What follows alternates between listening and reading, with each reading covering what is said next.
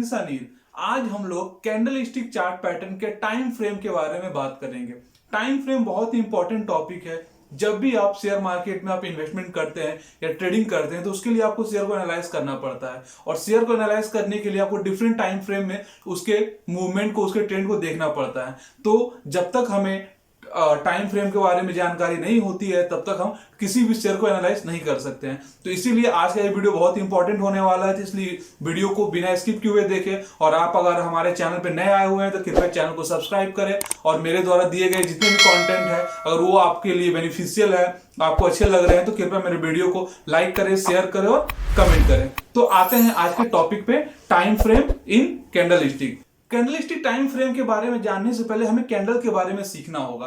Candle के कुछ basics हैं वो जाननी होगी। तो मैंने टर्मोलॉजी ऑफ शेयर मार्केट के बारे में एक वीडियो बनाई है जिसका लिंक मैंने आई बटन पे दे दिया है। पहले आप उस वीडियो को जाकर देखिए और जो बेसिक कॉन्सेप्ट है शेयर मार्केट, जो बेसिक टर्मोलॉजी है, आप वहां से जान सकते हैं। उसी बेसिक टर्मोलॉजी का यूज यहाँ पर होने वाला है। तो मैं यहाँ पे उस वीडियो के जिक्र ज्यादा ना करते हुए डायरेक्ट पॉइंट पे आता हूं। अगर आपको कोई भी कंफ्यूजन हो तो आप उस वीडियो को जाकर देख लीजिए, तो आपका कंफ्यूजन क्लियर हो जाएगा। तो कैंडल क्या होता है? एक कैंडल के अंदर चार चीजें छुपी रहती है। एक उसका ओपनिंग प्राइस रहता है, दूसरा उसका क्लोजिंग प्राइस रहता है, तीसरा उसका हाई रहता है और चौथा उसका लो रहता है। तो इन चार प्राइस से एक कैंडल का फॉर्मेशन होता है, और ये जो कैंडल का फॉर्मेशन होता है वो डिफरेंट टाइम फ्रेम पे होता है। ये मंथली भी हो सकता है, ईयरली भी हो सकता है, वीकली भी हो सकता है, डेली भी हो सकता है, 1 आवर का भी हो सकता है, 4 आवर का भी हो सकता है। यानी जितने भी टाइम्स हैं उसमें ये हो सकता है। तो जितने भी टाइम पे ये कैंडल बनेंगे, अगर बाई चांस मान लीजिए अगर 1 साल का कैंडल रहा, तो उस 1 साल में क्या पता चलेगा उस शेयर के बारे में कि उस 1 साल के अंदर उस पार्टिकुलर शेयर का हाई प्राइस कितना था, लो प्राइस कितना था, इस साल की शुरुआत में उसका ओपनिंग प्राइस कितना था, और जब साल खत्म होता है तो उसका एंडिंग प्राइस क्या था। इसी तरह अगर आप मंथली में जाएंगे तो भी सेम कंडीशन रहेगा।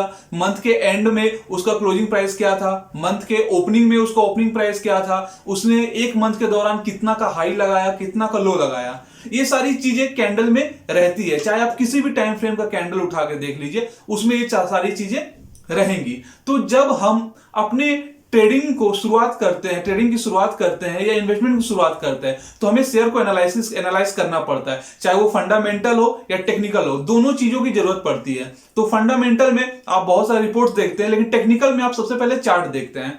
तो आइए हम जानते हैं वन बाय वन कि कौन से ट्रेडिंग फॉर्म के लिए कौन सा चार्ट फ्रेम जरूरी है और कौन से चार्ट फ्रेम का यूज करना चाहिए हमें, ताकि हम सही से शेयर को एनालाइज कर सके और मार्केट में प्रॉफिटेबल हो सके।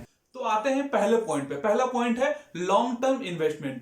जो लोग लॉन्ग टर्म के प्रोस्पेक्टिव से शेयर मार्केट में एंट्री करते हैं, उन्हें एक लंबे समय तक के चार्ट पैटर्न की जरूरत पड़ती है।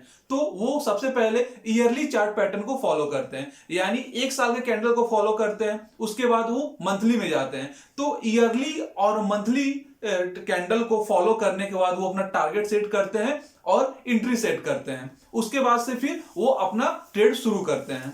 तो जो लॉन्ग टर्म इन्वेस्टर है वो ईयरली कैंडल को और मंथली कैंडल को फॉलो करते हैं। कुछ लोग वीकली को भी फॉलो करते हैं एंट्री लेने के लिए, लेकिन बेसिकली क्या होता है, लोग ईयरली और मंथली कैंडल को ही फॉलो करके अपना इन्वेस्टमेंट शुरू कर देते हैं। क्योंकि लॉन्ग टर्म में शेयर मार्केट हमेशा प्रॉफिटेबल ही रहता है, ज्यादा उसमें लॉस नहीं रहता है। और आपने कुछ अच्छी कंपनीज को पिक कर लिया तो फिर वो आपको प्रॉफिट देगी। इसीलिए इसमें ज्यादा कैंडल के बारे में लोग ध्यान नहीं देते हैं, बस उनका ट्रेंड देख लेते हैं और देख लेते हैं कौन सी जगह पे सुटेबल एंट्री हो सकती है। तो वहां पर वो लॉन्ग टर्म के मामले में केवल ईयरली कैंडल और मंथली कैंडल देख लोग ट्रेड करते हैं और एनालाइज करते हैं। इसके बाद आता है सेकेंड, जो कि मोस्ट इंपॉर्टेंट है और लोग बहुत ज्यादा इसका यूज भी करते हैं, वो है शॉर्ट टर्म इन्वेस्टमेंट या पोजिशनल ट्रेडिंग।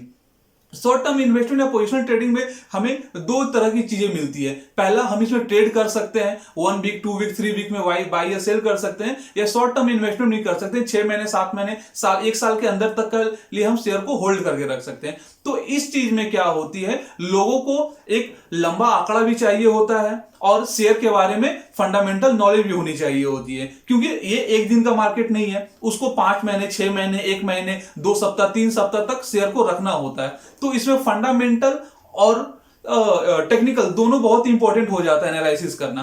तो इसके लिए सबसे पहले लोग मंथली चार्ट को एनालाइज करते हैं, उसके बाद फिर वीकली में आते हैं, फिर डेली में आते हैं। तो मंथली को भी लोग ज्यादा प्रीफर नहीं करते हैं, क्योंकि मंथली में उनका जो एनालिसिस होता है वो बहुत लेट हो जाता है। लेकिन उस चीज को कवर करने के लिए लोग सबसे पहले वीकली चार्ट को फॉलो करते हैं, उसमें अपना टारगेट सेट करते हैं, उसमें अपना ट्रेंड देख लेते हैं, उसके बाद डेली चार्ट, डेली कैंडल में जाकर वो अपना एंट्री लेते हैं। जब मैं एनालाइज करूंगा, जो वीकली एनालिसिस में हर सप्ताह करता हूं, हर वीक करता हूं और आपको शेयर देता हूं, उसमें आपको इसको मैं बहुत ही एक्सप्लेन करके बताऊंगा कैसे हम लोग वीकली चार्ट पैटर्न को देखकर, वीकली कैंडल को देखकर हम लोग ट्रेंड का पता करते हैं, और कैसे डेली कैंडल को देखकर हम अपना एंट्री और एग्जिट फिक्स करते हैं।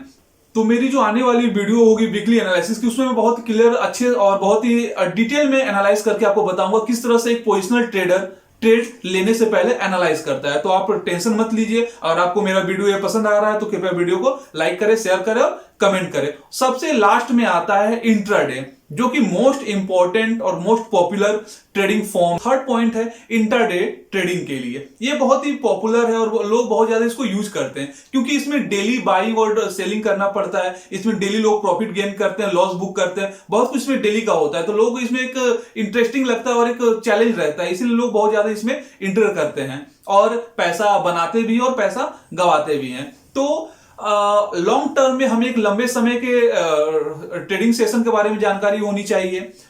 पोजिशनल ट्रेड में हमें एक शॉर्ट टर्म के ट्रेडिंग सेशन के बारे में जानकारी होनी चाहिए। लेकिन इंट्राडे में हमें छोटे छोटे समय टाइम फ्रेम की भी जानकारी होनी चाहिए। जैसे हम लोग लॉन्ग टर्म में ईयरली और मंथली देखते थे, पोजिशनल में वीकली और डेली देखते थे, उस तरह इंट्राडे में हमें 1 आवर का कैंडल देखना पड़ता है, 15 मिनट का कैंडल देखना पड़ता है, 5 मिनट का कैंडल देखना पड़ता है। और जो बहुत सारे एक्सपीरियंस होल्डर ट्रेडर्स हैं वो 1 मिनट का कैंडल देख के भी ट्रेड करते हैं, क्योंकि इंट्राडे में बहुत ही क्विक मूवमेंट होता है और आपको बहुत क्विक डिसीजन लेना पड़ता है। इसीलिए जब आप इंट्राडे ट्रेड करते हैं तो आपको सबसे पहले 15 मिनट का चार्ट देख के उसमें ट्रेंड डिसाइड करना पड़ता है। 5 मिनट के चार्ट में देखकर आपको अपनी एंट्री एग्जिट फिक्स करनी पड़ती है, ब्रेकआउट देखना पड़ता है, बहुत सारी चीजें उसको ध्यान देनी पड़ती है। तो इंट्राडे के लिए अगर आप इंट्राडे करना चाहते हैं तो आप 15 मिनट के चार्ट को फॉलो करें, 5 मिनट के चार्ट को फॉलो करें, और अगर आपको बहुत ज्यादा एक्सपीरियंस हो गया है तो आप 1 मिनट के चार्ट को भी फॉलो कर सकते हैं। लेकिन बेसिकली लोग 15 मिनट और 5 मिनट का ही फॉलो करते हैं। तो आइए आज की वीडियो को वाइंड अप करते हैं और देखते हैं आज हमने क्या सीखा। हमने सीखा लॉन्ग टर्म इन्वेस्टमेंट के लिए आपको मंथली और ईयरली ये 2 कैंडल को फॉलो करना पड़ता है। शॉर्ट टर्म इन्वेस्टमेंट या पोजिशनल ट्रेडिंग के लिए आपको वीकली और डेली कैंडल को फॉलो करना पड़ता है, और इंट्राडे में आप इंट्राडे करने के लिए आपको 15 मिनट या 5 मिनट के कैंडल को फॉलो करना पड़ता है। उम्मीद करता हूं कि आपको मेरा वीडियो पसंद आया है। तो मिलते हैं अगले वीडियो के लिए, तब तक के लिए धन्यवाद।